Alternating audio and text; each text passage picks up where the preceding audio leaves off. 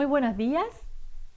Las empresas de Pacto Global se inspiran en 10 principios y justamente promovemos que trabajen en las áreas de derechos humanos, relaciones laborales, medio ambiente y anticorrupción. Es por eso que cada año realizamos 4 encuentros en estas áreas. Y hoy día nos convoca justamente el último encuentro del año 2023, que es justamente el de anticorrupción. En esta oportunidad hemos querido profundizar en un tema muy atingente. Muchas veces los consumidores acusan a las empresas de no ser transparentes. Muchas veces las empresas caen en errores al informar su información y crear falsas expectativas o prometer más allá de lo que tienen en cuanto a productos y consumo responsable. Es por eso que hoy día queremos conversar del greenwashing y para eso contamos con un panel de lujo de expertos que representan distintos sectores para analizar esta temática y sobre todo mirar hacia el futuro de cómo será necesario o cómo podríamos regular, de acuerdo a un proyecto de ley en curso, esta problemática. Queremos agradecer el apoyo de las empresas socias que nos permanentemente patrocinan nuestros encuentros como auspiciadoras. Ellas son Minera Doña Inés de Coyahuasi, Aguas Andinas, Sodexo, Unilever, CAP, Sodimac, CMPC, donde estamos hoy día en su estudio, y Concha y Toro. También queremos agradecer a nuestros media partners, Diario El Mercurio, Diario Sustentable, Comunicarse y Reporte Sostenible. En esta jornada entonces analizaremos esta problemática, conversaremos en este panel y para comenzar queremos que ustedes puedan ver un video que nuestro equipo de Pacto Global ha preparado para dar un contexto del marco de la conversación que tendremos en este encuentro.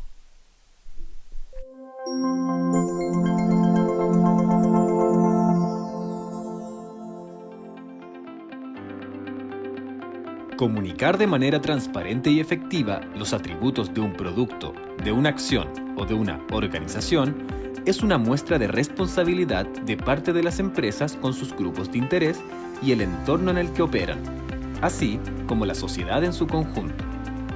La autorregulación del mercado y una mayor presencia de consumidores informados implica mayor exposición a cuestionamientos y reacciones críticas cuando estos se perciben afectados por la veracidad declarada por las organizaciones respecto de sus valores ambientales, éticos y sociales.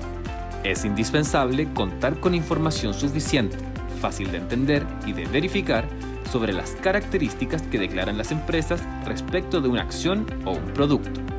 La definición de marketing verde incorpora no solo la protección del entorno natural, intentando minimizar el potencial impacto en el medio ambiente, sino también todos aquellos relativos a lo social y de gobernanza. De esta tendencia del marketing deriva el concepto de greenwashing, que puede explicarse de manera simple como la difusión de información falsa o incompleta, para presentar una imagen pública responsable desde el punto de vista medioambiental, social o ético. En ocasiones, las empresas caen en estas prácticas por desconocimiento, falta de capacitación o control en la temática, por parte de sus equipos de marketing o la contratación de agencias no especializadas ni sensibilizadas en estos temas. Desde el punto de vista medioambiental, la Organización de las Naciones Unidas presentó un informe en la COP27, en el cual denuncia el greenwashing haciendo un llamado ante las poco convincentes promesas de reducción de emisiones contaminantes. El informe presentado recomienda prácticas contenidas en 4 áreas clave definidas por el secretario general: la integridad medioambiental, la credibilidad, la responsabilidad y el papel de los gobiernos. Si bien, en este caso, el greenwashing se refiere directamente a la manipulación de los atributos ambientales, es importante tener en consideración los diversos impactos que también se observan en términos sociales, éticos y económicos. Una de las herramientas que pueden ser utilizadas por las empresas para fundamentar sus declaraciones en la acción climática es supeditar sus indicadores a Science-Based Targets, así como también, en relación a sus productos, realizar el proceso del análisis del ciclo de vida. Organizaciones como Pacto Global de las Naciones Unidas, la Organización para la Cooperación y el Desarrollo Económico, la ISO 26000, GRI, y diversos estándares contribuyen a evaluar los efectos negativos que puede tener un producto, servicio o actividad en el medio ambiente, los derechos humanos, las relaciones laborales y la sociedad en general. A nivel global, en países como España, Francia y Estados Unidos, se han generado legislaciones para regular el greenwashing. En España, por ejemplo, cuentan con el Código de Autorregulación sobre el uso de argumentos ambientales en las comunicaciones comerciales. En Francia, existe una ley que sanciona explícitamente la práctica del ecoblanqueamiento. Por su parte, en Estados Unidos, gracias a la Comisión Federal del Comercio, se ha actualizado su Green Guide, en donde se establecen los mecanismos para asegurar que las afirmaciones que hacen respecto a los atributos de sus productos sean verdaderas y no engañosas. Actualmente, en Chile no existe una legislación específica que ayude a controlar este tema. El marco de la Ley 19.496 sobre la protección de los derechos del consumidor podría utilizarse para actuar en estos casos. No obstante, existe un proyecto de ley para prevenir y sancionar el greenwashing en la Cámara de Diputados. La discusión que esta legislación en desarrollo conlleva debería ayudar a clarificar este tema en el país, pese a la dificultad para constatar y resolver los casos, así como para evaluar las posibles infracciones de manera correcta y precisa. Es por esto que Pacto Global Chile, en su encuentro anual de anticorrupción, abre una instancia para profundizar el debate en torno a este tema, analizando sus causas, consecuencias y potenciales impactos, así también como la manera en que podrían afectar el avance efectivo hacia las metas que plantean los Objetivos de Desarrollo Sostenible. Claramente, se trata de aspectos difíciles de clarificar y su análisis y discusión resultan muy complejos. Por ello, es comprensible que la visión y los aportes desde distintos sectores resultan vitales para contribuir a la definición de la regulación que se está desarrollando en esta materia. Para profundizar en esta temática contaremos con una presentación de Tamara Ortega, directora ejecutiva de Fundación Basura, y Jorge Canals, abogado, ex subsecretario del Ministerio de Medio Ambiente entre los años 2017-2018. Muchas gracias por la presentación. Como dijeron, mi nombre es Tamara Ortega, soy directora ejecutiva de Fundación Basura.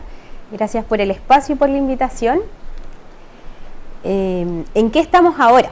El proyecto de alertas de greenwashing contribuye a solucionar la crisis de transparencia en Chile. Actualmente nos encontramos en una crisis de transparencia donde ¿qué hacemos? ¿Cómo lo hacemos?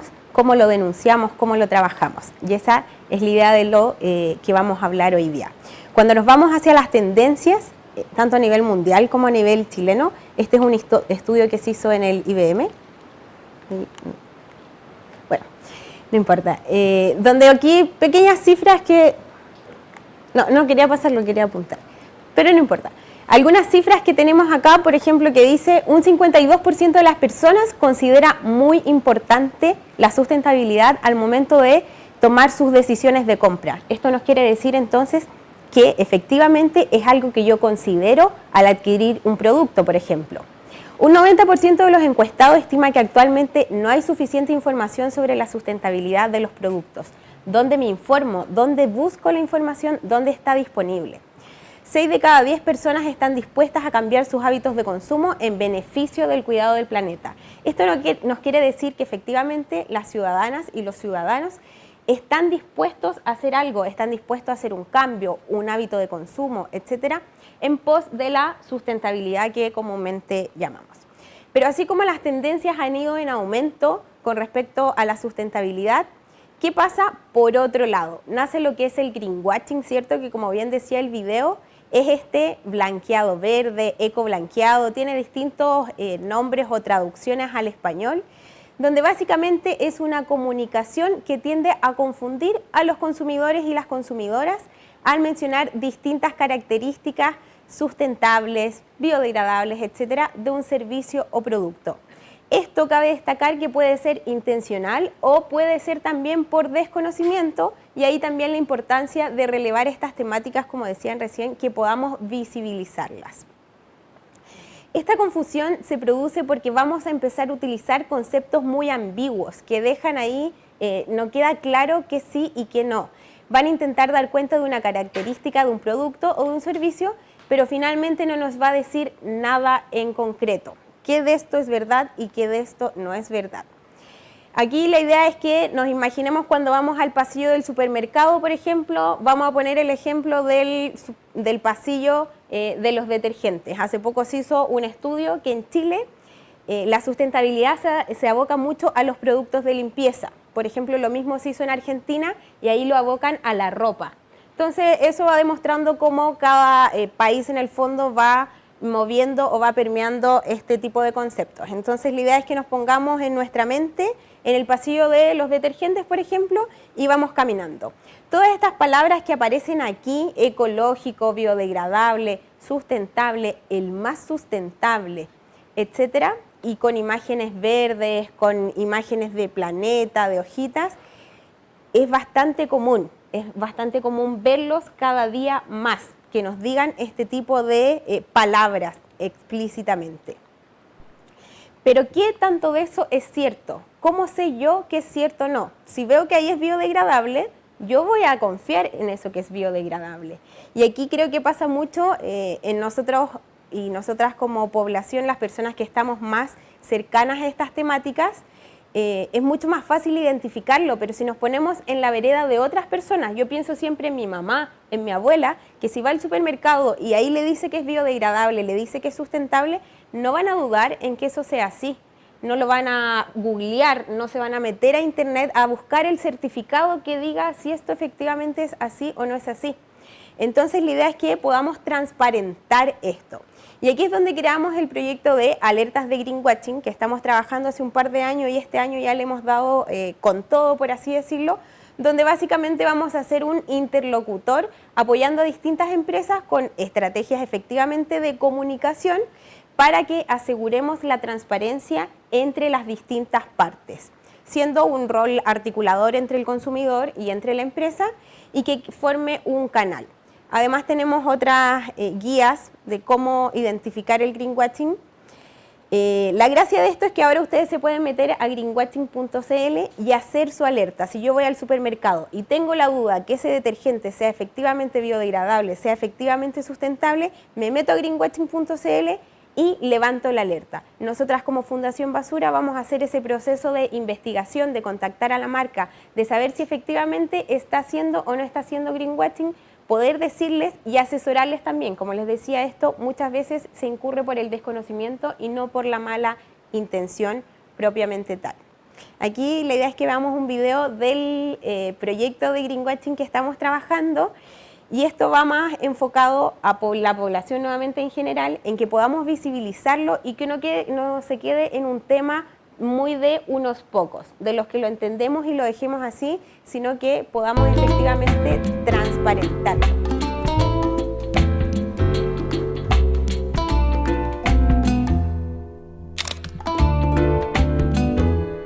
Tengo una sola misión: detectar cualquier forma de greenwashing e informarla a Fundación Basura. Pero antes, ¿qué es el greenwashing? ¿Ves estos stickers súper bonitos y súper verdes? Muy ecológicos, ¿cierto? Ahora, ¿ves alguna fuente que acredite toda esta información? ¡Ya! ¡Déjame! Este es un caso típico de greenwashing. Los productos se pintan como sustentables, pero en realidad no lo son. Existen 7 formas de reconocer este lavado verde que hacen las empresas. Síguenos para ver cuáles son y cómo identificarlas.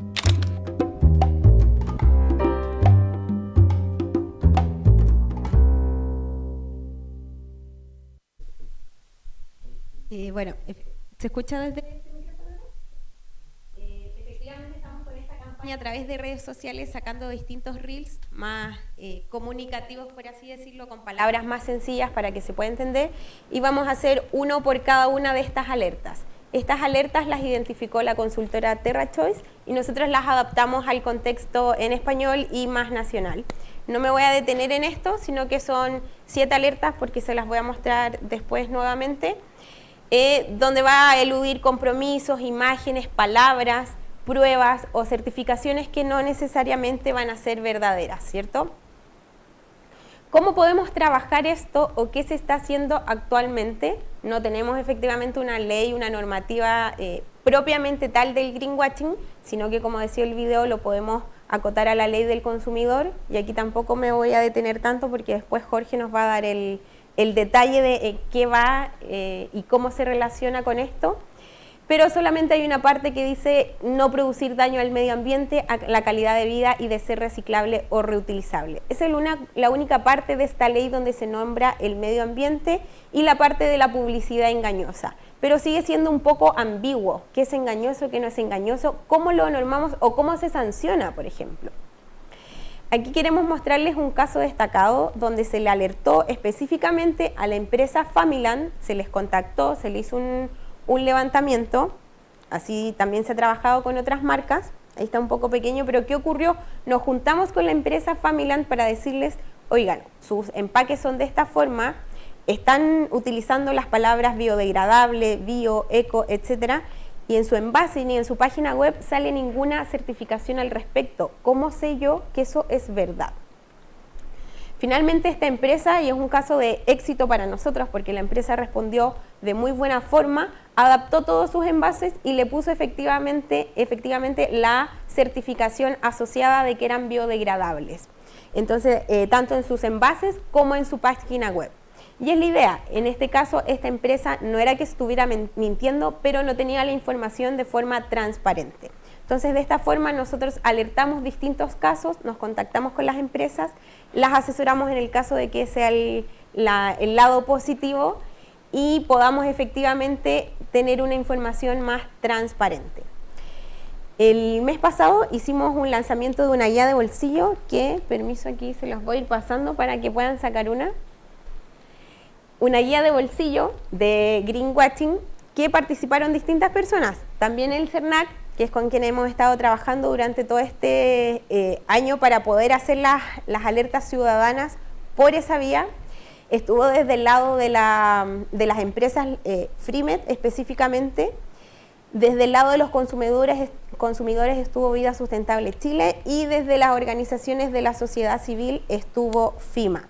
Creamos un conversatorio similar a esto en el fondo para poder intercambiar ideas desde distintos sectores y poder conversar estas temáticas. Y aquí hay algunas citas que no las voy a leer todas para no detenerme tanto en esto, pero cosas claves que en el fondo nos tenemos que quedar. La primera dice, la tercera tendencia de compra es la sustentabilidad. Nuevamente volvemos a las tendencias, ¿cierto? Es algo en el mundo que se está posicionando como tal. Después desde FIMA nos dicen, se nos está mintiendo y los efectos son graves. ¿Quién paga por esa mentira? Es un engaño. ¿Quién está pagando? ¿Quién está fiscalizando esto? El greenwashing es una mentira que daña la fe pública y no puede ser gratis hacer daño. No puede ser gratis mentir, ¿cierto? Menos grandes empresas, menos grandes marcas, que uno cree con buena fe en eso y por eso estamos consumiendo esos productos.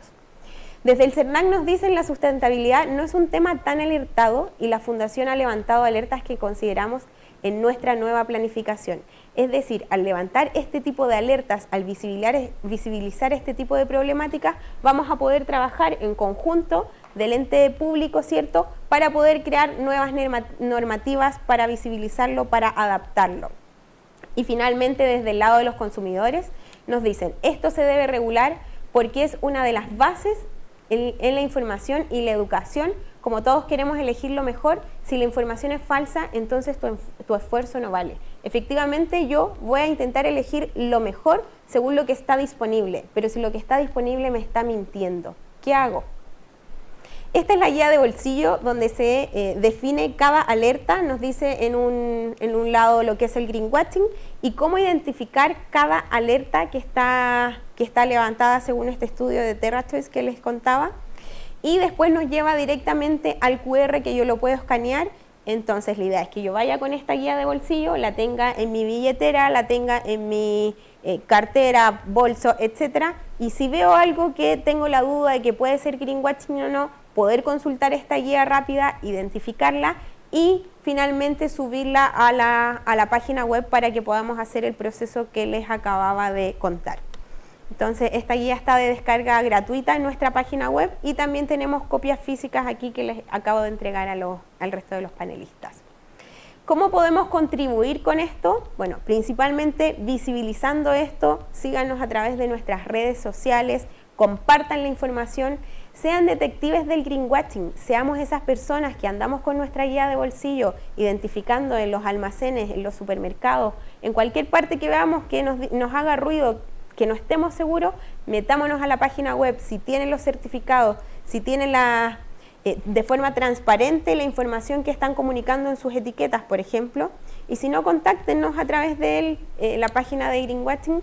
Y finalmente, siempre se pueden hacer socios de nuestra fundación para poder seguir levantando estas temáticas, para poder seguir visibilizando. Y ya para finalizar, contarles un poco brevemente de nosotras. Somos una organización sin fines de lucro que tenemos como objetivo proteger la salud planetaria, es decir, la salud de todos y todas los seres vivos quienes habitamos, a través de algo tan sencillo como los residuos, como la bolsa de basura que tenemos en nuestra casa, con educación, con asesorías y con incidencia política, que es específicamente lo que nos convoca el día de hoy. Así que ahora le doy el pase a Jorge Canals, que ha estado trabajando con nosotros de forma... hemos estado trabajando este año codo a codo en este proyecto. ¿Te paso el permiso? No, sí. Ah, ya. Bueno. Ya, ahí quedo atento entonces. Bueno, gracias Tamara.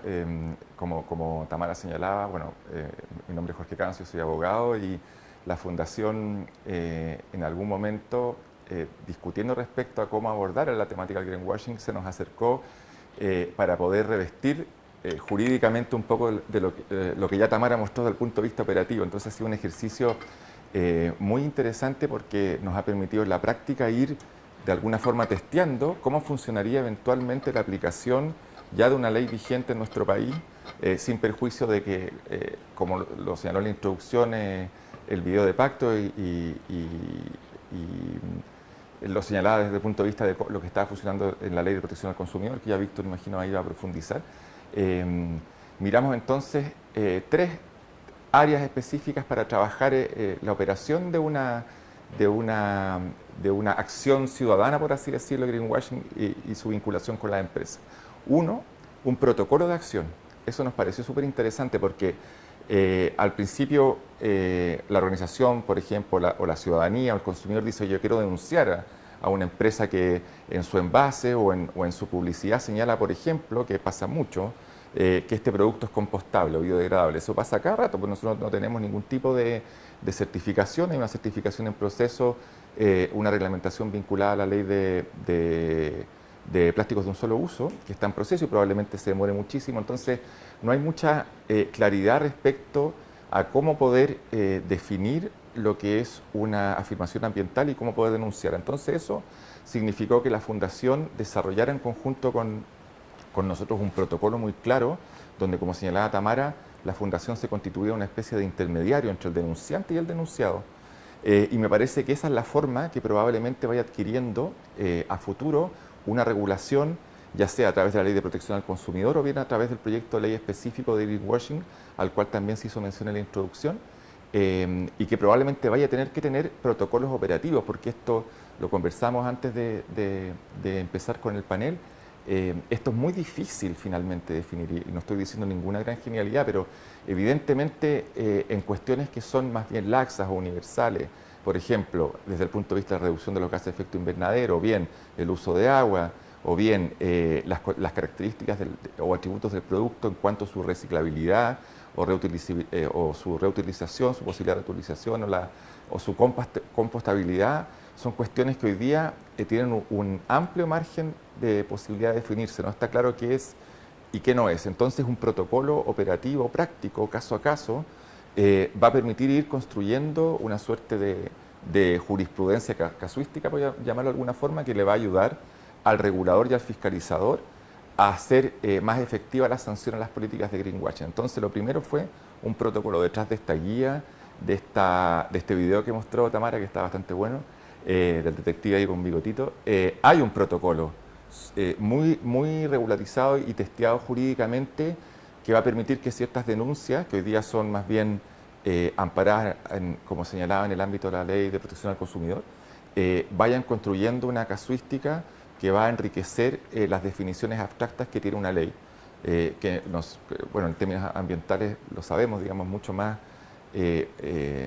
entitativamente más importante la práctica, lo que sucede en los casos específicos, que las definiciones conceptuales, que son más bien principios de optimización que muy pocas veces están en la realidad, ¿no?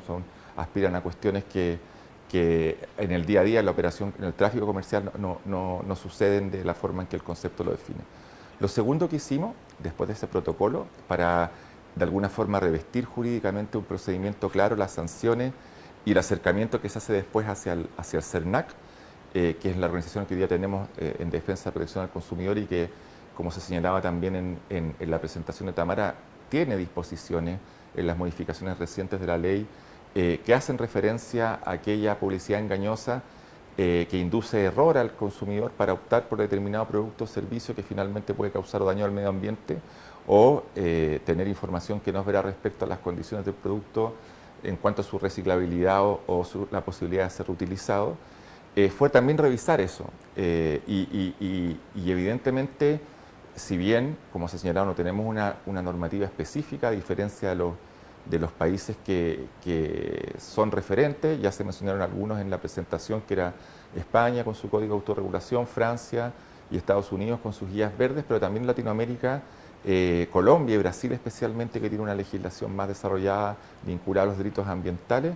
Igual pudimos ver que esa ley de protección al consumidor tiene herramientas que permitirían hoy día y que permite eventualmente especificar un curso de denuncias y de sanción, de sanción administrativa, a políticas de greenwashing o lavado verde de imagen, que es lo que voy a explicar a continuación. Al efecto, esa ley, las multas más altas están vinculadas con esas infracciones, alcanzan casi a las 2.200 UTM, si no me equivoco, que igual es una multa bastante alta, que duele pagar. No sé, bueno, Víctor ahí nos va a contar si hay ya casos específicos que nos puedan un poco iluminar de cómo ha sido o cómo ha sido utilizada esa disposición. Pero vimos aquello y también concluimos que efectivamente ahí hay una palanca, una base de apoyo que podría permitir, en tanto el país se dota a sí mismo, ya sea de una reglamentación o bien de una ley que trate específicamente este fenómeno, pero podría, insisto, permitir que se vaya desarrollando en conjunto con esta actividad de educación y denuncia ciudadana una batería de casos disuasivos de actividad de greenwashing que podría sucederse o que puede suceder en el caso de las empresas y que está vinculada a las alertas que levantó Tamara y que uno como consumidor habitual las ve reiteradamente, cada vez menos, pero probablemente porque dado el aumento incremental de legislación ambiental en nuestro país, ya los gobiernos corporativos, en el caso de las empresas más grandes, son conscientes de que no pueden, al menos por una cuestión de responsabilidad y de reportabilidad, ya decir, lo voy a decir de esta manera, decir cualquier cosa para autoatribuirse atributos o cualidades ambientales que no se condicen con las prácticas o procesos productivos que tienen las empresas. Protocolo entonces, revisión de la Ley de Protección al Consumidor, y lo último que hicimos fue trabajar en conjunto con la Fundación una idea de proyecto de ley general de greenwashing, sin perjuicio de que existe un proyecto de ley hoy día en tramitación en el Parlamento, que también responde a un fenómeno que en términos de regulación ambiental ha ido también cada vez más aumentando, que es que de alguna forma el gobierno, sea cual sea ha perdido un poco el control de la agenda legislativa. Los proyectos de ley de los ejecutivos en términos ambientales, bueno, ha sido la Ley Marco de Cambio Climático, por ejemplo, la implementación de la Ley REP, que hoy día está y que está vinculada a este tema, pero también han aparecido o han florecido, por decirlo de alguna manera, otros proyectos de ley originados en mociones parlamentarias que de alguna forma desajustan un poco esta agenda ambiental que se lleva desde cualquiera sea el Ejecutivo. Entre otros también la propia ley de plásticos de un solo uso, que hubo que ajustarla para que no liquidara en su transcurso la ley REP por el uso de las botellas PET o la prohibición de las botellas PET. La ley de humedales urbanos, que también ha producido bastante complejidad en su aplicación. Y ahora la ley de greenwashing, el proyecto de ley de greenwashing, que no sabemos si va a llegar o no a buen puerto, pero está ahí, digamos, y es probable que pueda suceder. Entonces, en esa propuesta de proyecto de ley nosotros la estructuramos sobre 3 ejes. Primero, el primer eje, las definiciones. No se trata solamente de definir el greenwashing o lavado verde de imagen en español, que es nuestro idioma, que obviamente hace referencia, como ya se ha señalado, a la publicidad o a la información poco veraz, poco comprobable respecto a cualidades ambientales que no se condicen realmente con las prácticas o procesos productivos de la empresa. Y en contraste con el lavado verde de imagen está la idea de la publicidad de la sustentabilidad, que es la versión positiva del greenwashing de alguna manera, que también está arreglada. Es decir, las empresas tienen todo el derecho a difundir sus productos que efectivamente recogen atributos positivos en sustentabilidad. Y de hecho los hay en nuestro país y probablemente vayan a aumentar, dado las exigencias reglamentarias y también algunos, por ejemplo, acuerdos de producción limpia que han permitido etiquetar ciertos productos como altamente reciclables. Y entre estas dos figuras, el lavado verde de imagen y la publicidad para la sustentabilidad, se encuentran las prácticas ambientales definidas y la afirmación ambiental. ¿No es cierto? Cuando yo hago publicidad para la sustentabilidad, hago afirmaciones ambientales. Desde el punto de vista positivo, si digo que mi producto es biodegradable, es una afirmación ambiental, que en consecuencia debe ser comprobable, verificable, y también lo pusimos en el proyecto. La empresa, como decía Tamara, debe contener en sus páginas web, en sus medios de difusión, antecedentes y datos que permitan comprobar aquella afirmación ambiental. Luego, desde el punto de vista más bien punitivo o restrictivo, también hicimos referencia a ciertas cuestiones que entendemos que no son publicidad de la sustentabilidad. Es decir, una empresa o el producto no puede publicitarse por el hecho de que esté cumpliendo normativa ambiental, porque eso no es una atribución o una cualidad, sino que es el cumplimiento de una regulación. Lo podemos discutir, pero ese es el principio, o sea, obviamente que lo podemos discutir, me refiero a que es el principio que puede abrir esa discusión.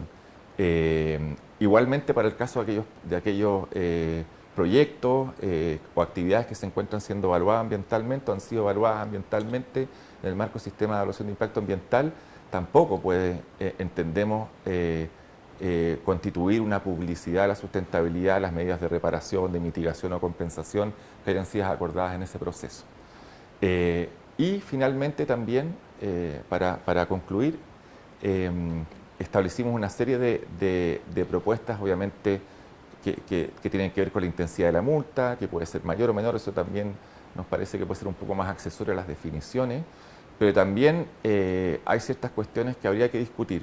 Por ejemplo, es posible, y lo ponemos en este proyecto, que una empresa que haya sido condenada por daño ambiental pueda hacer al mismo tiempo publicidad para la sustentabilidad, o puede existir algún tipo de prohibición temporal vinculada a esa condena, ya sea delito o daño ambiental. O bien, es posible que una empresa, dado que ya hoy día tenemos una ley de delitos económicos y ambientales, cuyo personas jurídicas o bien gobierno corporativo y directores han sido sancionados o condenados por delitos ambientales, ¿puede igualmente hacer publicidad para la sustentabilidad? Nosotros en el proyecto creemos que no, obviamente es para discutirlo. Como buen proyecto lo que supone es que se delibere públicamente en torno a él. Y finalmente también tienen que haber responsabilidades para el medio de comunicación, o discutir con responsabilidades del medio de comunicación que a sabiendas difunde, y de esa manera también la cadena completa esté regulada al respecto. Eso es lo que podría decir para complementar la presentación de Tamara desde el punto de vista jurídico y poder también darle la palabra al resto de los panelistas. Bueno, creo que con esta presentación de Tamara y Jorge hemos visto cómo este tema es muy complejo de analizar. Jorge nos ha dejado interrogantes que vamos a discutir en el panel. También contarles que Pacto Global, desde la visión de la empresa, hemos querido construir una guía orientativa también para la empresa. Como Tamara ha planteado, está el rol del consumidor de detectar aquella información que puede no ser certera o no tener una trazabilidad demostrable, pero también está el rol preventivo desde la empresa de cómo podemos conocer mejor cómo comunicar cuando los atributos de los productos o de los servicios realmente son sostenibles. Estos temas los profundizaremos entonces en el panel, que está integrado, además de Tamara y Jorge, por Víctor Barrera, jefe de la Unidad de Planificación y Coordinación Estratégica del Servicio Nacional del Consumidor. Bienvenido, Víctor, gracias por acompañarnos. Manuel José Barros, socio de Kieri y miembro de la red Chapter Zero, que ya nos va a contar un poco más también los aspectos que está viendo. Y este panel va a estar conducido justamente por Maribel Vidal, directora ejecutiva del Consejo de Autorregulación y Ética Publicitaria, CONAR. Muchas gracias, Maribel, y te dejo entonces el panel en tus manos para conducir esta conversación. Muchas gracias, Margarita, y bienvenidos los panelistas. Creo que esta es una instancia muy importante. Ya hemos visto en la presentación que nos hizo Tamara y Jorge al inicio las complejidades, digamos, que implica la temática. No obstante, sabemos que tenemos que movernos con eficiencia y de alguna manera ágil, dado que por un lado tenemos, como lo mostró Tamara, muchos estudios que demuestran el gran interés que los públicos o los consumidores tienen por el tema, por el cuidado del medio ambiente, por los productos y servicios alineados con ese importante mandato, ¿no?, de cuidar el planeta. Pero por otro lado también sabemos que existen empresas, muchas de ellas que participan en Pacto Global, que claramente están interesadas en transformarse en un agente de cambio para hacer un mundo mejor, en particular en el foco medioambiental, sin duda. Entonces yo creo que es bien interesante que estamos como en lo que podría ser un momento perfecto de saber de que existe una necesidad planetaria. Sabemos que hay público que está consciente y con ganas de saber más y de contribuir en esa dirección, y al mismo tiempo empresas preocupadas, digamos, de aprender y hacer las cosas bien hechas. Así que me parece súper bien que podamos conversar hoy día, esta mañana, además incorporando miradas bien complementarias, ¿no? Por un lado tenemos una ONG como la Fundación Basura, que tiene una propuesta importante. Vamos a poder conversar con el regulador, representado por el CERNAC, pero también por abogados que trabajan entendiendo la situación y el mundo de las empresas. Entonces yo creo que tenemos acá las voces necesarias como para poder llegar a conclusiones. Así que, bueno, vamos a partir con el panel. Me gustaría partir, Tamara, contigo. Como se ha dicho, Tamara Ortega es la directora ejecutiva de la Fundación Basura. Ella ya nos hizo una introducción sobre una de las tareas de la Fundación, digamos, de generar estas guías sobre greenwashing, cómo ser capaces de reconocerlo y evitarlo, ¿no? Sabemos que estos son temas que todos tenemos que aprender. Son temas que no siempre son fáciles de distinguir y por lo tanto la educación es muy importante. Y a mí me gustaría que si pudieras profundizar, Tamara, en dos ámbitos. Uno, respecto de cómo la Fundación o otras iniciativas con las que ustedes están trabajando están generando instancias, digamos, para que por un lado los consumidores tengan más distinciones y puedan identificar, digamos, ser de alguna manera también un poco denunciar en caso de que así sea. Y también me gustaría que nos profundizaras algo que no lo dijiste en la introducción, pero que sin duda lo hacen ustedes, que es qué es lo que están haciendo con las empresas. O sea, qué están haciendo con las empresas en una lógica que me imagino claramente es mucho más preventiva que punitiva, ¿ya? Entonces me gustaría que nos profundizaras de eso, por favor, Tamara. Muchas gracias. Bueno, en primer lugar, como dijiste tú, gran parte de esto es la educación. Y lo que acabas de decir también, que esto no sea un ente punitivo, ni queremos andar ahí, como está de moda ahora, funando a nadie ni a ninguna empresa, sino que en el fondo podamos visibilizar esta temática que lamentablemente surgió a medida que fue aumentando la tendencia de la sustentabilidad. Pero como todo gran cambio social necesitamos la educación desde las bases, ¿cierto? Y poder llegar a distintos sectores de la sociedad, a distintos sectores de la población. Ahí es donde creamos este proyecto de alertas de greenwashing, que lo llevamos trabajando un par de años, pero este año quizás lo redondeamos, lo hicimos más completito, donde abordamos por un lado el área jurídica para poder hacer el camino, el paso a paso de forma correcta, pero por otro lado hicimos esta parte más de educación ambiental, donde lanzamos la guía de greenwashing, donde estamos trabajando con estos reels educativos entretenidos precisamente para poder llegar a otro sector, quizás más pequeño, por ejemplo, más de redes sociales, un público más joven. El proyecto de ley que comentaba Jorge, lo hicimos, sacamos una versión que fuera estándar para Latinoamérica también, Le hicimos una versión 2.0, por así decirlo, que se llama Proyecto de Ley Base, y lo compartimos con otras organizaciones de la sociedad civil a nivel latinoamericano y el Caribe, miembros de una organización, de una alianza global que es Gaia, no sé si lo ubican.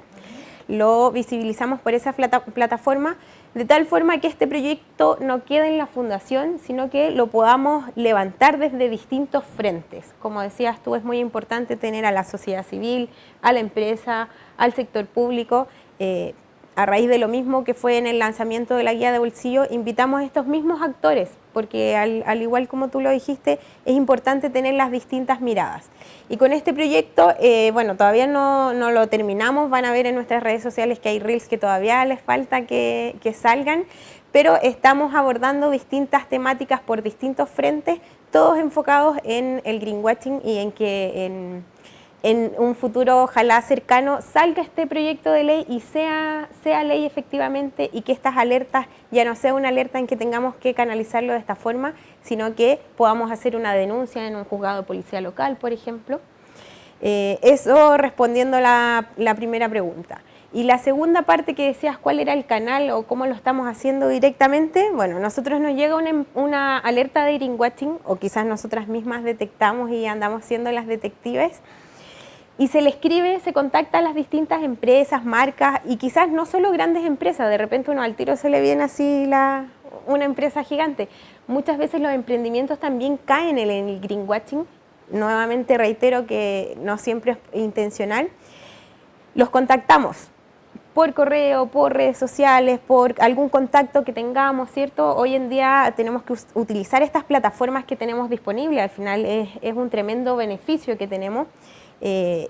Los utilizamos de estos distintos canales y las contactamos.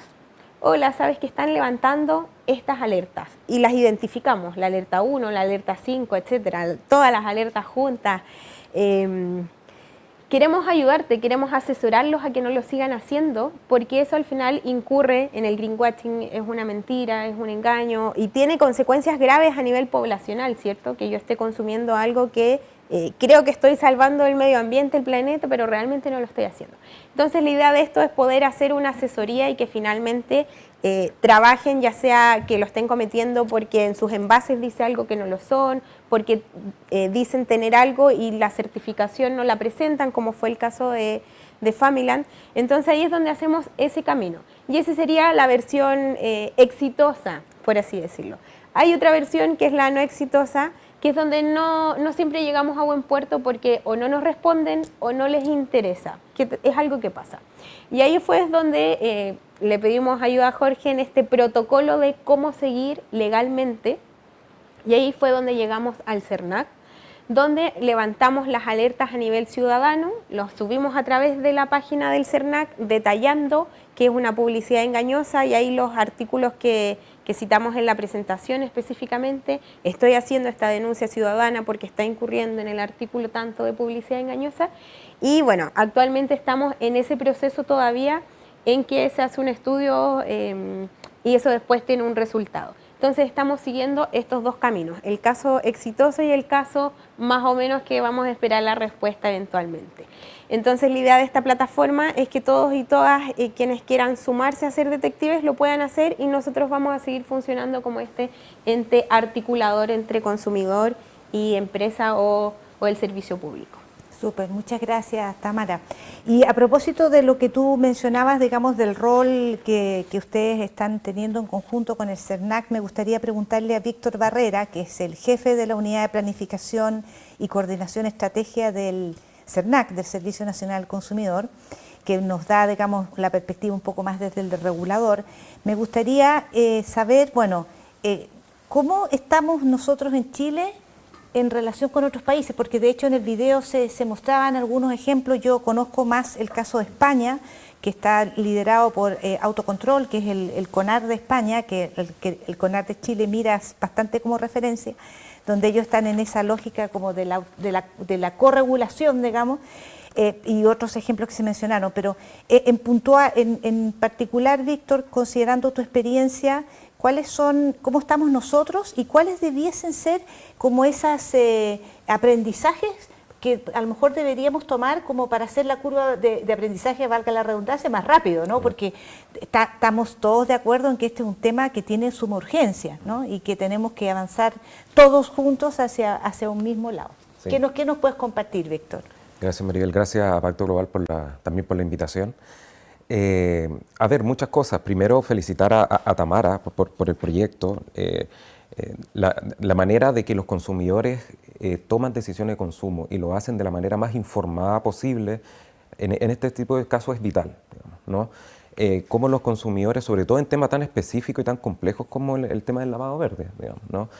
Situaciones como esa en donde también se ha expuesto que también las empresas, y no con un ánimo alevoso, toman ciertas decisiones y que pueden cometer infracciones. Bueno, imaginémonos que si las empresas se equivocan, bueno, pensemos también en los consumidores, digamos, en donde es la parte débil de la relación contractual, digamos. O sea, si las empresas cometen errores, imaginémonos los consumidores, la información que tienen. Entonces, en ese sentido, yo creo que la educación y sobre todo la información hacia los consumidores para tomar decisiones de consumo que sean correctas es vital, ¿no? Es súper importante. Y ahí la responsabilidad no solamente de los reguladores, nuestra, sino que también de las empresas, de qué es lo que publican, qué es lo que informan a los consumidores para que estos puedan tomar estas decisiones, ¿ya? No son pocos los consumidores que compran un producto A o B en razón de sentirse, ¿no es cierto?, de que está colaborando con el medio ambiente, digamos, ¿ya? Incluso cuando estos productos tienen un costo mayor, ¿no? Y entonces, en ese sentido, que esto no sea así realmente, ¿no es cierto?, nos obliga, ¿no es cierto?, no solamente como Estado, sino que también a los gremios a trabajar en conjunto, ¿ya? Y a propósito de tu pregunta, yo creo que esa es, digamos, trabajar en conjunto. Hoy día tenemos una posibilidad tremenda con este proyecto de ley, que ya Jorge comentaba, que es súper exigente, ¿ya? Establece un régimen de multas de hasta 9.000 unidades tributarias mensuales, digamos. O sea, estamos hablando de más de 570 millones de pesos aproximados. Entonces, en que quizás una empresa cometió este error que comentaba Tamara y se ve ante ese régimen sancionatorio que es tremendo, digamos, ¿no? Y el regulador no persigue eso, digamos, ¿no? También establece sistemas, esta norma que está hoy día en el Congreso, establece sistemas de cese o de abstención de publicar en razón de estos errores, digamos, ¿no? Cuando, por ejemplo, se establece una sanción por el regulador, en este caso la Superintendencia de Medio Ambiente, o son sancionados, tienen que cesar por un determinado tiempo la publicidad, cuando quizás fue un error, digamos, y ellos siguen produciendo productos que realmente sí son verdes, ¿no? Entonces, en ese sentido es súper exigente. También establece de que tiene que cesar la publicidad en el caso de que hayan prácticas antisindicales, digamos. O sea, la ley trata de hacer una extensión que es tremenda, ¿no? Además, este régimen normativo también trata de modificar la ley de protección al consumidor a propósito que lo comentaba Tamara, el tema del engaño, ¿no? Los consumidores no pueden tomar decisiones en base al engaño. Ya, eso yo creo que todos estamos de acuerdo en que si realmente hay un ánimo de engaño detrás, eso tiene que ser sancionado, ¿no? Y por eso que las multas son tan altas. Y lo que hace, bueno, es modificar el artículo 28, letra F, y lo hace más extensivo. Ya Jorge nos comentaba de la certificación o la demostración de que productos sean, por ejemplo, compostables, digamos. O sea, eso no lo sabe la mayoría de los consumidores, digamos. O sea, ¿de qué depende? Depende de la información que la propia empresa entrega, ¿no? Entonces, por eso que es importante que la ley, por un lado, establece un régimen jurídico ahora con una mayor amplitud respecto del 28F, pero que es necesario que sea acreditable, ¿no? ¿Qué es lo que podemos hacer? Bueno, hoy día la propia ley establece la necesidad de que todas estas certificaciones se hagan a través de reglamentos, ¿ya? Y yo creo que hay una oportunidad que nosotros podemos, tanto los reguladores, pero también como los gremios, podemos aprovechar para que ese reglamento sea desarrollado en forma conjunta para poder trabajar todo este tipo de detalles, ¿no es cierto?, que son difíciles de entender, sobre todo para los consumidores y que tomen decisiones de consumo más informadas. Bien, muchas gracias, Víctor. Yo creo que tú has dicho cosas bien interesantes, ¿no? Toda la importancia de trabajar en conjunto, ¿no? De cada uno aporte su mirada y sus opiniones e ideas, ¿no? Y el hecho de que las certificaciones también sean de alguna manera estén bajo reglamentos, porque eso también ayuda, ¿no?, a poner la información más en las páginas web y todo. Pero a mí me gustaría ahora preguntarle a Manuel José Barros, que es abogado, socio de Carey y compañía, pero también es miembro de la red Chapter Zero, que nos cuentes un poco como la visión desde la que tú ves desde la empresa privada, ¿no? Porque nosotros sabemos que Chapter Zero es una comunidad de directores que busca liderar estas discusiones sobre los impactos del cambio climático y la generación de planes, digamos, que permitan hacer cambios, medir, hacerle seguimiento, etcétera, a esta materia. Y me gustaría que nos contaras que como miembro de este Chapter Zero, ¿cómo ves tú que es la preocupación, si existe, no existe, la preocupación de parte de los directorios de las empresas? ¿Existe esta conciencia que esté en los directorios y en las altas, en los niveles ejecutivos? ¿Cuáles son aquellas cosas que están haciendo?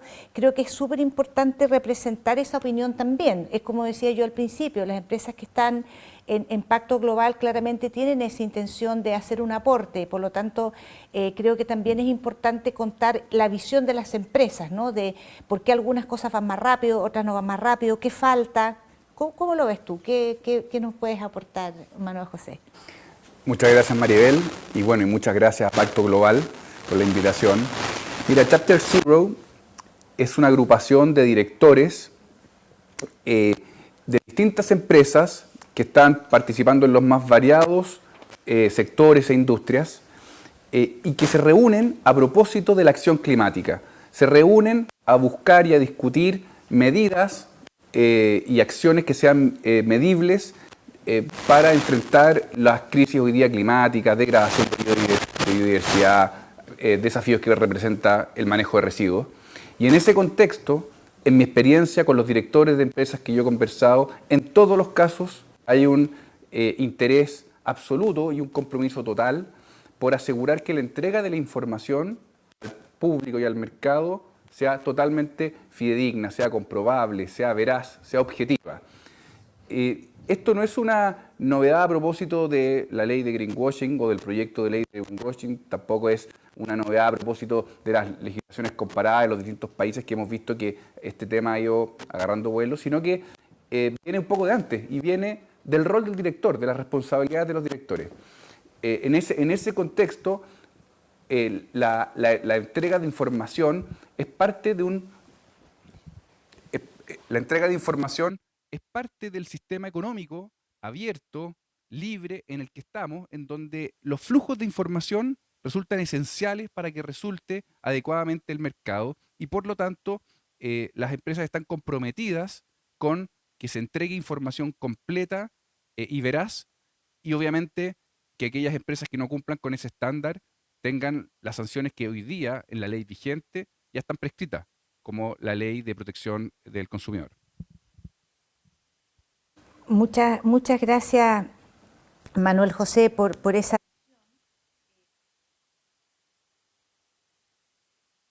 que, como me presenté en mi rol de directora ejecutiva del CONAR. El CONAR es un consejo de ética y autorregulación publicitaria que agrupa todo lo que es ecosistema, digamos, que trabaja en la industria del marketing y de la publicidad.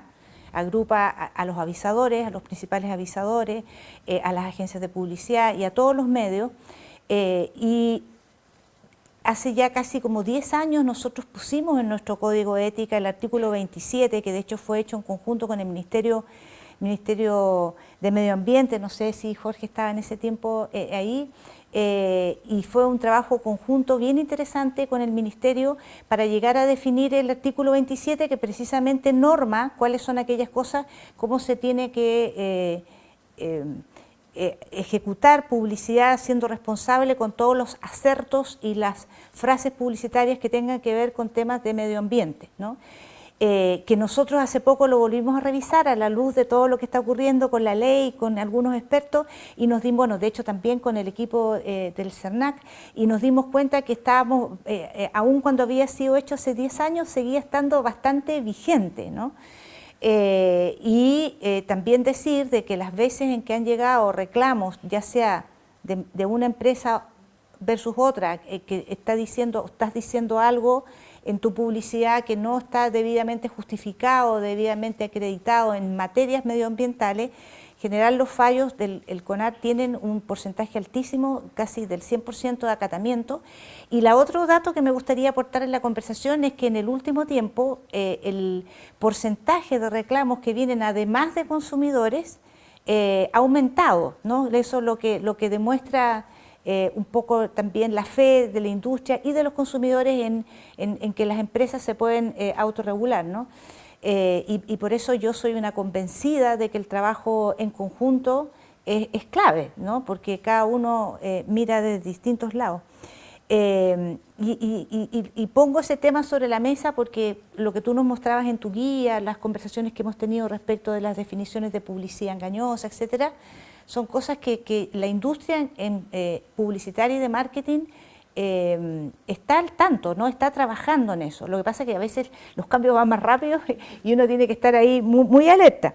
Entonces, en esa misma lógica, a mí me gustaría preguntarle a Jorge, que ya nos hiciste una introducción bastante muy educativa. Yo por lo menos aprendí varias cosas escuchándote hace un ratito, con tu experiencia de abogado, pero también haber sido subsecretario de Medio Ambiente, y sabiendo de que hoy en día, digamos, se está debatiendo este proyecto de ley para prevenir y sancionar el lavado verde, desde la perspectiva del derecho y tu experiencia en temas como abogado, bueno, cuéntanos un poco más sobre cuáles son las repercusiones que podría tener la ley, quiénes podrían ser los responsables de auditar o de llevar un control sobre estas prácticas, qué potestades tendría o no tendría un órgano inspector, cuáles serían los límites.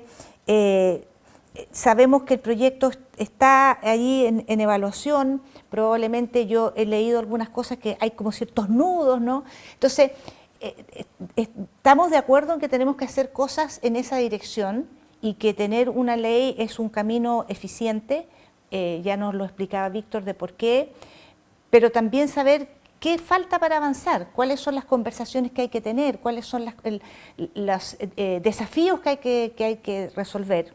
Y en ese sentido tu experiencia, Jorge, es muy valiosa, ¿no? De que nos compartas tu mirada. Ya, bueno, mientras escuchaba a Manuel José, y bueno, claro, lo que tú me preguntas y lo que decía Víctor, a ver si te era todo así, y Tamara, no, es que precisamente por el tema de la necesidad de la reglamentación, porque en materias ambientales, claro, obviamente están las leyes, pero sabemos los que somos abogados que la operación ejecutiva de la ley se basa mucho en el reglamento. Y muchas veces pasa que el reglamento se demora y la ley, por tanto, que es inoperativa. En la REP, por ejemplo, los reglamentos se demoraron muchísimo más de lo que la propia ley preveía. No sé, la ley da un plazo de un año posterior a su publicación, que fue el año 2016, y el primer reglamento estuvo vigente el año 2019. Y eso uno diría, es que falta ineficiencia, que el Estado, la burocracia. Yo tiendo a pensar que no, que lo que sucede es que, como tu pregunta dice, ¿qué falta? Tal como la empresa, como decía Manuel José, los directorios están tomando las nuevas tendencias, no sé, la reportabilidad, los criterios ASG y ESG, ¿no es cierto? Ahí salían en el video introductorio los estándares de reportabilidad del GRI, si no me equivoco. El Estado también necesita adecuarse, modernizarse y reformarse para hacerse cargo de este desafío. Porque si tú me preguntas hoy día una reglamentación vinculada al greenwashing o a las certificaciones, que está en proceso alguno en virtud de la REP, eso se va a demorar mucho. Porque hay pocos funcionarios, están sobredemandados, el Ministerio de Medio Ambiente, la Superintendencia de Medio Ambiente son organismos públicos muy jóvenes y chiquititos, con muy poco presupuesto en comparación a otros. Uno a veces, no digo que tenga que ver con las prioridades, pero por ejemplo uno ve en la discusión pública los montos de inversión pública involucrada, por ejemplo, en temas de educación, comparado con lo que tiene el medio ambiente. El medio ambiente es un punto, van al universo, está buscando lo que no fuera tan terrible decir. Entonces, para hacerse cargo el Estado, responder eficazmente a estas exigencias de regulación, vamos a tener que tener una decisión como país, que se dice, de proveerlo de más presupuesto y de más medios o de espacios de interacción con el sector privado. Porque, por ejemplo, en la legislación ambiental abre mucho espacio a que consultoras, entidades técnicas puedan certificar procesos. Entonces quizás acá también puede haber un espacio para que la misma fundación o otras fundaciones sean entidades que certifiquen los procesos o acrediten, por ejemplo, que ciertas afirmaciones ambientales son veraces. Ya, eso. Entonces, lo primero que yo veo es que si esta ley sale va a ser muy difícil implementarla por esta cuestión de que el Estado se está quedando corto, no tiene capacidad para hacerse cargo de fiscalizar, de sancionar, y no porque haya falta de diligencia, insisto, porque tiene muy pocos medios. O sea, la Superintendencia de Medio Ambiente cuenta con muy pocos fiscalizadores, te diría en Santiago serán 10 como mucho, para fiscalizar, entre otras cosas, decenas de miles de resoluciones de calificación ambiental. Entonces, imagínate que vas a poner a esos fiscalizadores a ver temas de greenwashing. Ellos van a priorizar y justamente aquellas cuestiones que son más urgentes desde el punto de vista del daño que pueden causar. ¿Ya? Entonces, primero es cómo adecuamos la institucionalidad pública para hacerse cargo de este desafío. Cómo, por ejemplo, CERNAC conversa con la superintendencia, con el ministerio, para que esos organismos le den el fundamento técnico para aplicar las sanciones.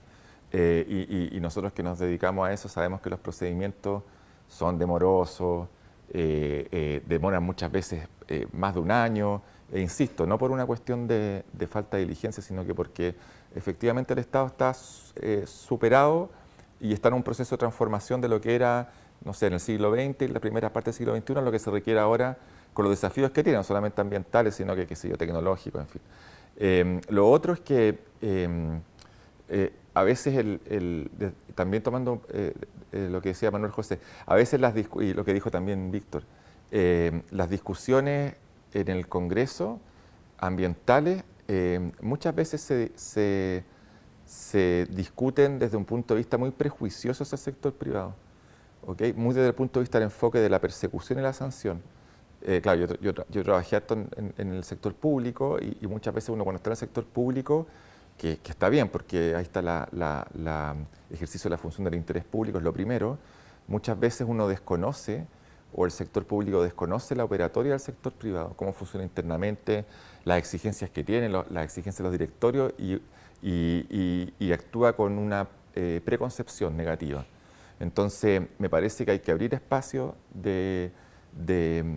no solamente de colaboración, en lo que se llama la permisología, que está bien de moda, hay procesos súper interesantes donde el Estado, los funcionarios que tienen a cargo esos procesos de otorgamiento de permiso van a la empresa, se sientan con los técnicos de la empresa y le preguntan cómo es el proceso, porque esa es la manera de hacer una política pública inteligente y eficaz. Entonces, yo creo que esas dos cosas, para no alargarme más, cómo pensamos en tener un Estado acorde a estas exigencias de fiscalización y cómo construir instancias transparentes, ¿no es cierto?, públicas y privadas para que la legislación se perfeccione, porque después quedan las escobas, pues salen unas leyes o reglamentos que no tienen nada que ver con la actividad que regulan. Hace muy poquito se está trabajando un reglamento sanitario, por ejemplo, para las plantas de compostaje, lo cito porque lo conozco, y lo que viene en ese reglamento no tiene nada que ver cómo funcionan las plantas en la realidad. Entonces, ahí hay un desafío importante en la regulación que me parece que no es tan difícil de abordar. Muchas gracias, Jorge. Mira, tú has puesto un tema importante sobre la mesa, sobre esto de la interacción con el sector privado, pero sobre todo entendiendo el proceso, porque como que la conversación hasta ahora ha estado como muy centrada como en esa frase que se acuña de la publicidad engañosa, ¿ya? Que en lo personal como publicista y habiendo trabajado toda mi vida en la industria, me duele porque como que hay un prejuicio de partida, ¿no? La publicidad en sí misma no es engañosa, hay cosas que pasan antes.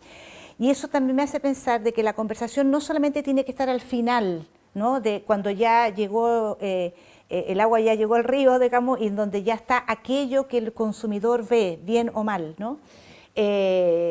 Y en ese sentido creo que tal vez faltaría entender de que todos los procesos vinculados con el medio ambiente, lo que finalmente te deriva en un producto y un servicio, hay todo un proceso detrás, ¿no?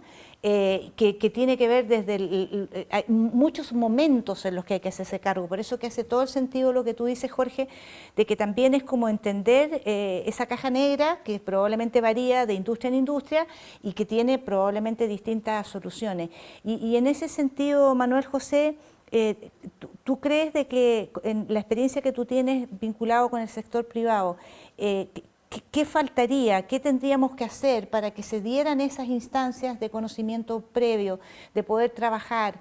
¿Se está dando, no se está dando? ¿Qué podríamos hacer, ¿no? Entendiendo, y vuelvo a insistir en esto, que este es un desafío de todos, porque el planeta es de todos y todos nosotros somos parte del ecosistema, no es solamente las empresas, los consumidores, por todos separados. Entonces, ¿cómo lo ves tú? ¿Qué oportunidades ves de trabajo colaborativo? ¿Qué tendríamos que hacer para sentarnos a trabajar en la dirección un poco de lo que nos está marcando Jorge? Sí, mira, yo creo que es muy importante tener en cuenta que la entrega de información que dan los productores, las empresas al mercado es relevante para que los consumidores puedan tomar decisiones informadas. Y desde el punto de vista de la gestión ambiental, eso implica decisiones informadas, es decir, que se elijan los productos o los servicios que efectivamente, por razones de precio, de información, de comportamiento ambiental, de huella de carbono, de sustentabilidad, etcétera, sean las decisiones correctas con la información disponible. Por eso es tan dañoso lo que genera el greenwashing y por eso, en el sentido inverso, hay que ser tan cuidadoso en cómo se regula el greenwashing. ¿Por qué? Porque si el greenwashing se regula de tal manera que hace que los empresarios o que los productores se inhiban de entregar información para no tener el riesgo de cometer la conducta que está sancionada, eso podría generar el perjuicio al mercado de que los productores no entreguen información al mercado y por lo tanto los consumidores no puedan tomar decisiones adecuadas respecto de sus decisiones de consumo. ¿Y eso qué implica? Primero, que los productos que se consuman no van a ser aquellos que efectivamente hubieran sido elegidos con toda la información disponible. Y por otra parte, va a tener la consecuencia de que no va a haber un incentivo para que en un mercado competitivo las empresas hagan inversiones en materia de sustentabilidad, porque eso no va a ser valorado, porque no va a poder ser informado por el miedo a que esa información pueda ser considerada como sancionada o infraccional. En ese contexto, me parece a mí que la labor de la sociedad civil a través de iniciativas como el Global Reporting Initiative, GRE, que venía en la presentación, es del mayor valor, o lo que está haciendo Fundación Basura, del mayor valor. Yo creo que la sociedad civil tiene un rol ahí en armonizar y generar estándares que sean comparables y medibles. Es decir, que cuando yo lea en un envase o en una etiqueta un estándar que se cumple, yo pueda compararlo con el producto de al lado y no me quede la idea de que es un estándar que solamente sirve para ese producto. También es importante que las empresas y la sociedad civil participen en la discusión de greenwashing efectivamente para promover que se entregue la información y que esto no sea un incentivo a no entregar información para prevenir eventuales sanciones, sino que al revés, sea un incentivo a entregar información. Y por otra parte, creo también que es relevante considerar que ya estamos partiendo no estamos partiendo de un punto de partida cero, sino que estamos partiendo con una parte de la carrera ya avanzada que se puede reflejar en la labor que hace el CERNAC cuando fiscaliza e inicia procedimientos infraccionales en contra de aquellas empresas que no entregan información que sea comprobable, que sea objetiva o que sea veraz. Y también tenemos una Comisión para el Mercado Financiero que está desde 2021 exigiendo a las empresas reguladas, a cierto tipo de empresas, que entreguen anualmente en sus memorias información referida a su sustentabilidad y a sus procesos ESG. Por lo tanto, tenemos un punto de partida ya avanzado. Obviamente quedan muchas cosas por avanzar y metas exigentes y ambiciosas, pero tenemos yo creo, que generar una discusión considerando la relevancia de la información para un mercado competitivo, considerando también la regulación que ya tenemos y obviamente que sería deseable que la normativa del CERNAC hoy día considere de manera más específica la entrega de información fidedigna en materia ambiental. Muchas gracias, Manuel José. Tú planteaste un tema sobre lo importante de unificar los estándares, ¿no? Porque eso Si uno se pone a mirar, un consumidor, incluso un consumidor muy comprometido, que mira cosas, no es tan fácil. Entonces, y claramente ustedes lo han repetido cada uno en sus declaraciones, ¿no? Lo importante de las decisiones informadas, ¿no? Para saber lo que uno hace. Y por eso nos gustaría conocer la opinión de Víctor, ¿no? Cuando, a propósito del tema, ¿no? Sabemos que todo esto que estamos hablando, digamos, tiene un desafío importante en el control, ¿no? De las prácticas, cómo garantizar el rigor, la coherencia, la competitividad. Desde el sector público, ¿cómo se ve, digamos, cuáles son esos desafíos, ¿no? A la hora de unificar esos estándares, las normativas, ¿no? ¿Qué podríamos hacer? ¿Ya?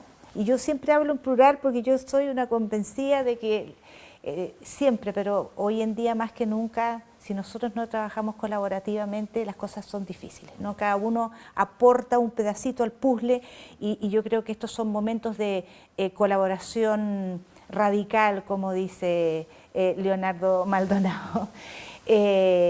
Entonces, ¿qué tendría que pasar para que nosotros avanzáramos en la unificación de los estándares, de las guías, etcétera, para facilitarle tanto las cosas, por un lado, a las personas y también a los que toman decisiones en las empresas? Sí, mira, yo gratamente escucho lo que comentaba Manuel y Jorge, porque coincidimos en que la principal obligación no solamente es de los organismos públicos, sino también de las empresas en cuanto a informar bien a los consumidores para que estos tomen decisiones de consumo, ¿ya? Lo que hace la Fundación es vital, digamos, porque recepciona todas estas alertas y yo llamo también a los consumidores a que ingresen a sus alertas ciudadanas a la página web del CERNAC, porque lo comentaba también Jorge, los fiscalizadores, nosotros padecemos el mismo que la superintendencia, digamos, los recursos son escasos, digamos. Entonces, tener tantos fiscalizadores en terreno es complejo. Fíjate que en el Senado de la región metropolitana tienen menos fiscalizadores que lo que tú comentabas de la superintendencia. Entonces, y fiscalizar algo tan complejo como esto, la verdad es muy difícil. Ahora, ¿cómo lo hacemos? ¿Qué oportunidades tenemos? Bueno, lo comentábamos recién, el reglamento que se va a trabajar es una oportunidad para que se haga de manera conjunta, ¿ya? Todas las certificaciones, todos los estándares, etcétera, que va a permitir regular esta normativa, van a ser contenidos en este reglamento, ¿ya? Aquí, si bien hay una desinformación por ahora de parte de la ciudadanía, también lo hay de la empresa y esto es un universo, ¿no? Esto es un contexto que se sabe y por lo tanto nosotros tenemos que apuntar desde la facultad fiscalizadora, más no sancionatoria desde el lado del CERNAC. ¿Ya? Recordemos que hay un proyecto de ley que está en el Congreso que pretende darle facultades sancionatorias al CERNAC. Hoy día el CERNAC tiene que recurrir a los juzgados de policía local, digamos, no como la Superintendencia de Medio Ambiente, pero sí fiscalizadora. Y ahí la oportunidad está, primero, respecto del reglamento. ¿Ya? Ahí yo coincido con los expositores que tiene que haber una mirada conjunta. ¿Ya? Una mirada conjunta de los gremios, una mirada conjunta desde el Estado para trabajar en este reglamento que es tan complejo. Eso por un lado. En segundo lugar, la fiscalización. ¿Ya? El CERNAC, desde la ley 21.081, que nos tocó trabajar en su implementación, permite, ¿no es verdad?, permite que el CERNAC trabaje colaborativamente con otros servicios del Estado para ejercer su facultad fiscalizadora. Recordemos que la propia ley del consumidor establece que el CERNAC tiene competencia para fiscalizar no solamente la ley del consumidor, sino que también otras normas que protegen a los consumidores. Y esta es una. Por lo tanto, aquí es necesario que a través de convenios de colaboración u otros mecanismos haya una fiscalización conjunta. Nosotros le llamamos fiscalización multitarea, ¿ya? Que es un proyecto que desarrolla el CERNAC a través de convenios de cooperación con distintos servicios públicos para que la facultad fiscalizadora se ejerza de manera conjunta, ¿ya? Los recursos son escasos y lo hemos conversado, y en el Estado, no solamente en la superintendencia, sino que también en el CERNAC. Por lo tanto, es vital cómo optimizamos esos recursos, ¿ya? Entre distintos órganos del Estado, y yo creo que esta es una oportunidad, ¿ya? Entonces, en resumen, el reglamento es vital. Si bien coincido con Jorge, es complejo, porque es una materia compleja y eso se va a demorar y el Estado tiene sus tiempos, ¿ya? Fíjate que la propia ley establece que, de forma expresa, que debe haber una coordinación entre el Ministerio de Medio Ambiente y el Ministerio de Economía para desarrollar el reglamento. O sea, no queda voluntad. La ley ahora lo está pidiendo expresamente, o sea, no queda voluntad de los ministerios, ¿ya? Pero por otro lado, el desarrollo de convenios de colaboración, eso no lo dice la ley, pero sí, por normas de interpretación pública, eso sí se hace, digamos. Hoy día el CERNAC tiene yo te diría más de 20 convenios de colaboración con distintos servicios públicos, de Arica a Magallanes con los municipios, para que los consumidores se acerquen a los municipios y presenten alertas respecto, por ejemplo, del greenwashing. Y esas alertas llegan a las direcciones regionales, ¿no es cierto?, y se tramitan. Por lo tanto, el CERNAC tiene hoy día más de 120 convenios en operación con distintos municipios a nivel nacional. Y la Superintendencia de Medio Ambiente ahora con mayor razón con esta normativa. Por lo tanto, es un llamado para que la colaboración con los gremios a través de las disposiciones del reglamento y la colaboración entre organismos del Estado, la Superintendencia de Medio Ambiente y el CERNAC, trabajen en una fiscalización multitarea, en una fiscalización conjunta para optimizar los recursos que sabemos que son escasos. Bueno, están saliendo muy buenas ideas aquí, después voy a hacer un paper y proponerlo, ¿no? De hacerlo. Muy interesante todos los puntos de vista. Yo un poco como para ir terminando, tú mencionaste, Tamara, en varias ocasiones de que, claro, la tendencia es pensar de que como que son las grandes empresas, qué sé yo, las que pueden estar más, digamos, en una vulnerabilidad de cometer algunos errores o faltas, ¿no?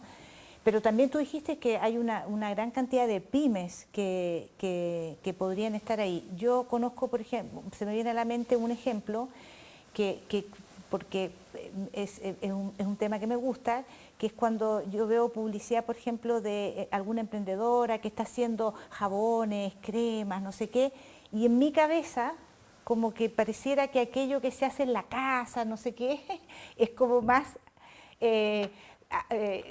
amable con el medio ambiente, que probablemente estoy equivocada, ¿no? Pero como que ocurren esas cosas, uno tiene ciertas imágenes, ciertos como inconsciente colectivo que te hace pensar que algo hecho en casa va a ser mejor que algo hecho industrializadamente. Puede ser que yo esté equivocada o no, pero me hace reflexionar sobre cómo la Fundación Basura está pensando, digamos, trabajar también ahí, porque la cantidad de empresas PYME que Chile tiene y que están en contacto con grupos objetivos y públicos es alta, y por lo tanto, claro, estas conversaciones como que tienden a quedar en las grandes empresas. Yo siento que también tienen un gran valor para una empresa PYME que con mayor razón tiene que asegurar su sostenibilidad financiera, ¿no? ¿Cómo lo ves tú? A lo mejor no está todavía resuelto, pero tal vez ahí hay un espacio de trabajo, ¿no? Efectivamente uno tiene hay muchos mitos aquí o preconcepciones, efectivamente, y hay un llamado de compremos local, por ejemplo, y ahí caen mucho en las pymes, los emprendimientos. Afortunadamente sí estamos trabajando igual por esa vereda, quizás no tanto como quisiéramos o no tan esparcidas en el territorio nacional, pero sí tenemos desde la Fundación una red de emprendimientos enfocados, ¿cierto?, a distintas temáticas de sustentabilidad, no solo de productos, que es algo que también podríamos pensar, uno al tiro piensa en cosas sustentables y pensamos en las compras a granel, en los jabones ecológicos, lo cual es cierto, pero también de servicios. Por ejemplo, tenemos una compañía de teatro, tenemos una plataforma de deporte, distintas organizaciones, emprendimientos, pymes, servicios o productos que agrupamos en esta red de emprendimientos, que nuevamente funcionamos como un eje articulador, que la red quede interconectada para poder compartir desafíos, experiencias, oportunidades, ¿cierto? Y también nosotras como Fundación Basura asesorarlos y asesorarlas en que no incurran en greenwashing. Muchas veces los recursos aquí ya comentamos que son escasos, tanto para el Estado, por ejemplo, para nosotras como Fundación, tremendamente escasos. En las pymes pasa un poco lo mismo, ¿cierto? Entonces, para ellos o ellas contratar un estudio de abogados, por ejemplo, y ahí está nuestro rol también, no solo de educación, sino de poder entregar este servicio y tenerlo a la mano. Entonces ahí estamos trabajando actualmente, este año tenemos alrededor de 65 emprendimientos con los que estamos trabajando en esta red, que funciona, como te digo, como eje articulador, consultor, de asesoría, y cae también esta parte del greenwashing, de poder asesorarlos constantemente, porque esto no es algo estático finalmente, es algo que va cambiando año a año, van surgiendo nuevas normativas, políticas, tendencias, etcétera. Entonces poder estar constantemente en contacto con ellos y con ellas y poder trabajar desde esa vereda esta parte más de la pyme, del comercio local más pequeño. Y como decías tú, no dejarlo solo a las grandes empresas. Y algo que ahí que quiero destacar también de lo que se dice, nosotras hacemos muchas charlas, muchos talleres.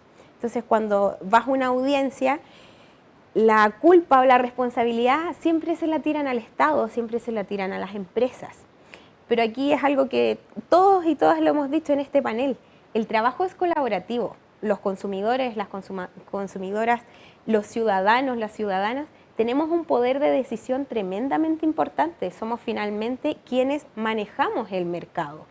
Pero nos falta ese rol de empoderarnos, de decir, en verdad, si yo quiero esto en el mercado, consumamos esto, queremos ver políticas sustentables, etc. Nos falta esa parte de empoderamiento, y ahí está donde nosotras, dentro de nuestro rol de educación ambiental, hacemos este llamado también a que seamos consumidores y consumidoras conscientes, más responsables, y no simplemente tercerizar la responsabilidad. Lo que no quiero decir que lo eximimos, que no eximimos al Estado ni a la empresa ni al mundo privado, pero la responsabilidad es compartida, por lo tanto las acciones y el trabajo que tenemos que hacer también es compartido.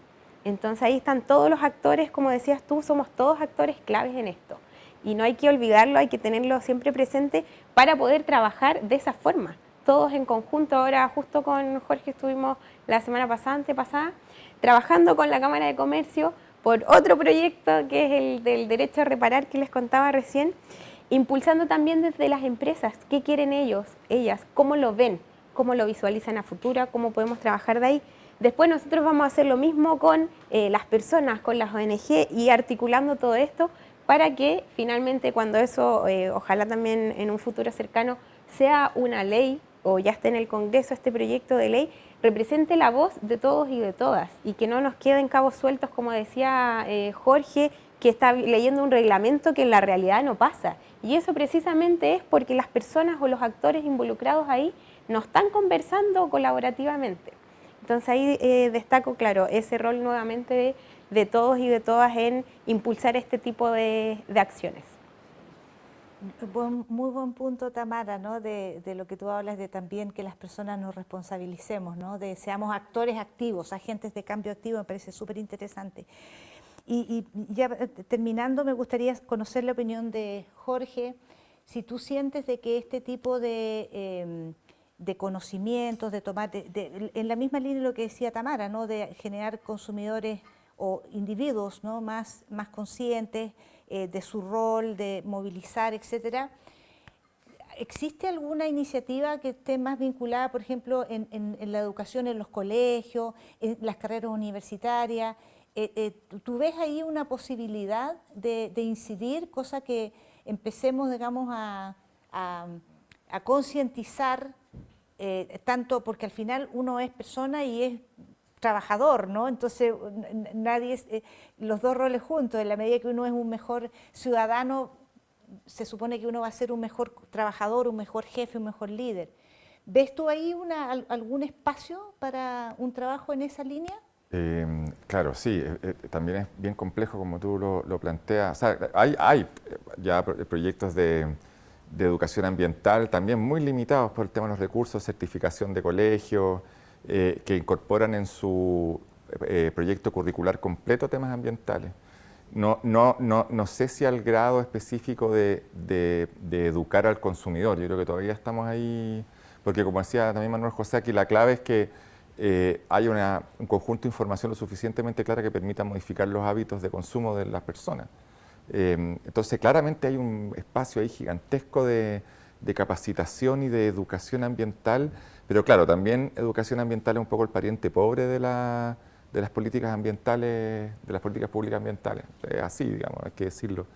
Y eso es porque, claro, es mucho más tangible dedicarse a la gestión de residuos, los instrumentos de gestión del cambio climático, en fin, pero claro, la educación ambiental subyace a todas esas políticas desde el punto de vista de la prevención. Entonces, me parece que hay mucho espacio en los mismos planes, por ejemplo, los planes comunales del cambio climático que pide la ley, o regionales, o las distintas instancias de consulta que tiene el Ministerio de Medio Ambiente y otros organismos, en general estos espacios de educación. Hay todo el margen posible para crecer ahí, pero no sé si, y no veo si tenemos como una gran línea conductora respecto a eso que integre los instrumentos de educación ambiental. Quedan más o menos muy definidos como blandamente en el fondo. Pero están en todas las normas, pues en todas las normas uno ve, habrá políticas de educación ambiental, ahora con la REP la han nombrado 1.000.000 de veces, pero también se le pide a los sistemas de gestión de los municipios que tengan educación ambiental. Entonces ahí, por ejemplo, hay un espacio súper importante para enfrentar el greenwashing educándonos como consumidores, pero también está el desafío de cómo uno educa o nos educamos respecto hasta la vida cotidiana, que es tan dura, porque si un trabajador llega a su casa, imagínate que va a querer, lo único que quiere es descansar, y entonces no sé cómo lograr no tengo la respuesta, la verdad, pero de que hay margen para crecer en eso. A lo mejor hay que pensarlo más en una lógica como los contenidos que uno ve en Netflix, ¿no? De repente que uno ve 3 horas de un programa de dinosaurio maravilloso, con una locución fantástica de David Attenborough, donde todo el mundo lo ve. A lo mejor tenemos que también pensar en cómo hacer los contenidos de manera más entretenida, ¿no? Totalmente. Porque el tema es apasionante. Bueno, podríamos seguir conversando mucho rato, pero también sabemos que los tiempos, digamos, se acotan. Y para terminar, además de agradecer la presencia de este ilustre panel, he aprendido mucho hoy día escuchándolo, me gustaría decir como que cada uno, pensando en la audiencia, ¿no? Que nos están escuchando personas de empresas, seguramente de empresas públicas, sin lugar a dudas nos deben estar escuchando estudiantes, en la sociedad civil, etcétera, como que cada uno pueda sintetizar como un mensaje, así pensando que nos están escuchando, como con qué mensaje quieren que la audiencia de hoy se quede respecto del tema que estamos hablando de esto en el marco de desafiando el greenwashing, ¿no? Sabiendo de que lo que nosotros tenemos que propender es a que no tengamos que tener leyes de greenwashing, sino que leyes que estimulen el trabajo responsable y la sostenibilidad medioambiental de nuestro querido planeta. ¿Qué le dirías tú, Tamara, así, a la audiencia, así como una idea fuerza, así, algo para que se queden reflexionando durante el fin de semana? Bueno, que nos informemos y que nos empoderemos, porque como bien decían, la educación aquí es clave, entonces es la base de todo este engranaje. Entonces la invitación aquí es a empoderarnos e informarnos para después tomar las decisiones claves informados. Súper, muchas gracias, Tamara. Víctor. Algo que es clave a propósito de esta normativa, la fe pública. Ya lo comentaba Tamara en un principio. Acá no podemos perder la confianza a los consumidores, y esto es una obligación que no solamente recae en el SENAC o la superintendencia, sino que también los clientes propios de las empresas. La fe pública en este tema es vital. Cuando un consumidor deposita la confianza en una empresa y compra un producto creyendo que es sustentable, la idea es que así sea.